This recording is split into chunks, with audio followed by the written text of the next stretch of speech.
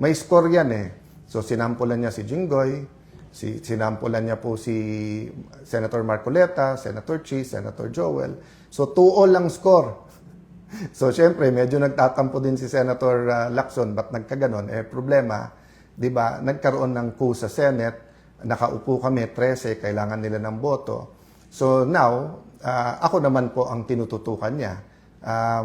Sabi nung iba, Sen, siya lang po yun. Walang kilalaman ng Malacanang, wala yung iba.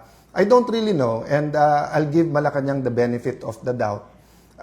Of course, naging klaro sa amin na maraming bawal. Halimbawa, bawal maging Senate President ang oposisyon kasi gagalaw talaga ang lahat para ang makaupo ay kakampi nila. But so far naman, masasabi ko naman na very straightforward, honest, very, how do I put it, patas ang pagpapatakbo ni Senator Win. Of course, umangal kami sa impeachment dun sa presiding officer. Wala naman akong doubt maganda ang pagpapatakbo ni Senator Escudero. Ang question lang kung nasunod yung rules, di ba? So walang doubt po sa amin nung tinigil yung pagbibigay ng medical assistance kasi napakarami po tayong tinutulungan sa medical assistance. Nireport po sa akin na maraming project hindi napopondohan. DBM naman daw, hindi naman DPWH, pero dapat DPWH yung nagfa-follow up at pag na-delay ito, hindi naman si Alan Cayetano magsasuffer at hindi lang Tagigenyo kasi nga marami na pong dumadaan sa mga kalye ng Taguig na hindi po taga-Taguig. Ulitin ko po yun yung mga ibang projects po na sinasabi ni Senator Lacson, pinapakinabangan ng daan-libong tao yan. Yung ilan mga parks, pag Christmas lang po, 20,000-30,000. Yung daanan na isang sinasabi nila, dinadaanan ng mga galing Laguna papuntang Rizal. Alam niyo naman po, Arca South, BGC, whether mga kapitbahay namin sa Muntinlupa, Las Piñas, Makati, Pasig, Pateros ay dumadaan din dyan. So pag tinigil yung mga projects or binitin or hindi nilabas ang pondo, ang nagsasuffer dyan mga tao. Balita ko sa House din, maraming kongresista na hindi pumirma sa impeachment. Hindi ko alam for sure kasi hindi ko sila nakakausap. But yung ilan na nakakausap ko ay nagsabi nga na tigil yung kanilang pondo. So ang hiling na lang namin, so tanggap na namin yon. Marami kaming tanggap. Tanggap namin maging target, tanggap namin iimbestigahan kami, tanggap namin kakasuhan kami, tanggap namin na bawal na maging majority o Senate President, bawal yung ibang projects. But hiling namin, ang konstitusyon, ang constitutional processes ay respetuhin, 'di ba? Huwag nating isang tabi yung batas. So sabi nga nila, sabi po ni Yusek Claire na wala ba akong faith sa korte? May faith ako sa korte. Tapos sabi niya, mag-abogado na lang ako para kila Senator Jinggoy, sila Senator Marcoleta. Hindi yun yung point Wala naman choice ang korte pag may final. Pero ano ang fina-file?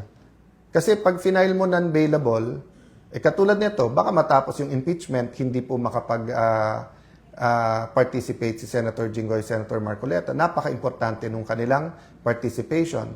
Special treatment daw pag sila'y nag-participate. Hindi po. Kasi unlike an MTC judge, an RTC judge, unlike sa Supreme Court, not sa Supreme Court, no, unlike Court of Appeals, Court of Tax Appeals na kung mag-isa lang yung judge, let's say sa RTC, pwede mo ilipat yung kaso na yun sa ibang branch. Sa Sandigan or CA, pagka hindi pumwede, nag-inhibit yung isang justice, may papalit na isang justice. Sa Supreme Court, of course, kung 15 sila lang. Pero kahit na mag-inhibit yung isa, may 14 ka pa. Pero sa impeachment po, 2/3 of all members. So as long as member pa rin sila, pag hindi po sila nag-attend, counted as acquitted yung boto nila. Pero hindi sila nakakapagtanong, hindi nila na-observe ang sagot ng witness ng bawat isa. Kaya nga sinasabing sui generis or one of a kind yung impeachment. So, dito po ako nagtataka kay Senator Lacson. Pagka nagsasagutan kami, siya nagagalit, pero siya naman po ang araw-araw may pinopost o sinasabi, ako naman po ay sumasagot. Pagka may sinabi ako, babaliin niya. tapos sasabihin niya ay cross the line. Ano pong example nun? Di ba po ang topic natin, kung tama na yung Supreme Court ay magbigay ng supina sa BIR, sa AMLA at saka sa mga bangko. At ang sabi po ng prosecution, kasi nga hindi tumugon o hindi tumama sa kanyang kita at sa kanyang SALN ng Vice President. So, kinumpare ko lang to. No? So, sabi ko, kung si Senator Lacson tumaas ang SALN, ibig ba sabihin, pwede na natin isupina. Di ba? Yung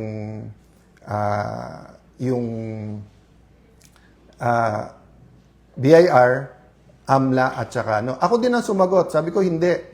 Kasi just because tumaas ang salin mo, hindi ibig sabihin may mali. So, hindi ko na siguro kasalanan kung mali ang rinig niya. Of course, sa kanyang pamilya or sa mga malalapit sa kanya na stress, paumanhin na na-stress kayo. Kasi kung yun yung interpretasyon, ang interpretasyon na sinasabi ko nga, walang masama.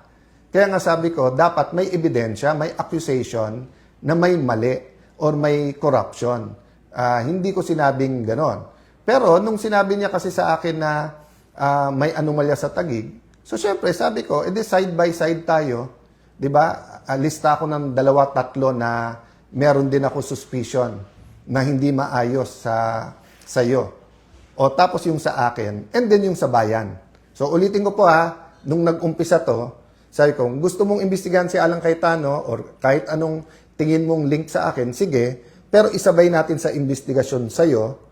And then, ang dapat primary investigation, yung sa pangkalahatan sa buong bansa, yung flood control. Sabi niya, hindi, unahin natin si Alan Cayetano. Okay, so ano nangyari at bakit niya sinasabing humihingi ako ng ceasefire? So nung simula siyang magsabi ng mga alegasyon, nakikinig lang ako. Sabi niya, may ghost. Di naman niya sinabi ko saan. So syempre, sinabi ko lang, wala. O tapos, inaraw-araw na niya ako. Tapos totoo na nag-uusap-usap yung mga senador. At alam niya yon. At isang senador nagsabi sa akin, ako mahigit sa isa, Alan, hanggang saan to?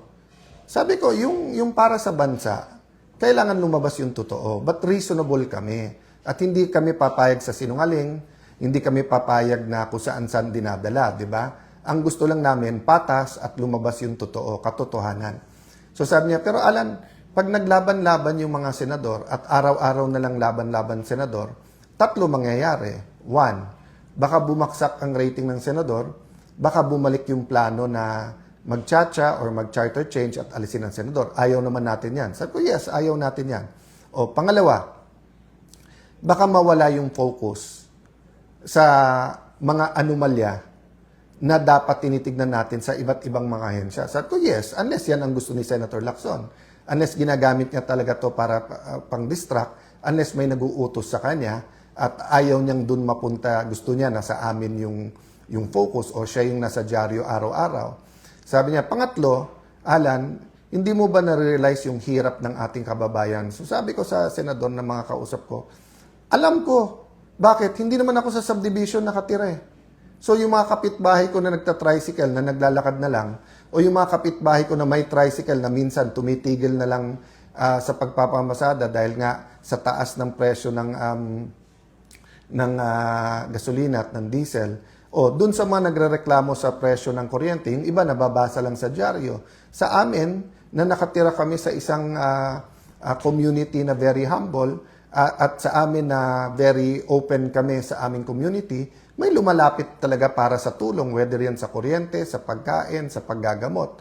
Tapos tatanggalan pa kami ng pondo or ng karapatan na mag-endorse pagka dito sa medical assistance. So tignan nyo naman po kalagayan ko. Kami na po kinukuyog, kami na po kinakasuhan, kami na gustong ikulong. Sinabi na po diretso ni Senator Lacson yan na dapat si Alan ikulong. O okay na. Ang hinihingi ko lang, patas at huwag gamitin ang batas sa pabor lang sa iyo. Okay. So sabi nung ibang mga senador, anong pwede natin gawin? Sabi ko, ayusin lang natin. 'Di ba? Imbestigahan ang dapat imbestigahan. Wala naman nagsasuggest ng kung ano-ano. Ang salitang ceasefire hindi po nanggaling sa akin.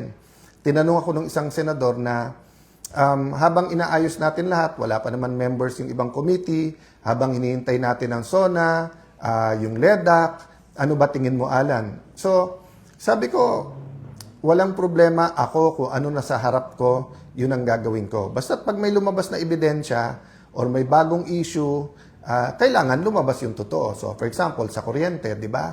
Yan po ba ay batas lang o meron talagang kumikita dyan? Yung presyo ng langis, yan po ba talaga ay dala lang po ng conflict sa Middle East o meron po talagang mga oil companies na nagte-take advantage? Kaya marami nagagalit sa akin.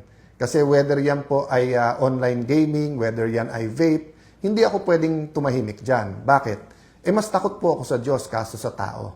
Di ba? So syempre po, gusto ko na may tiwala sa akin ng tao. But if it's a choice between one audience, God, and pagmamahal ng tao, ang pipiliin ko pagmamahal ng Diyos.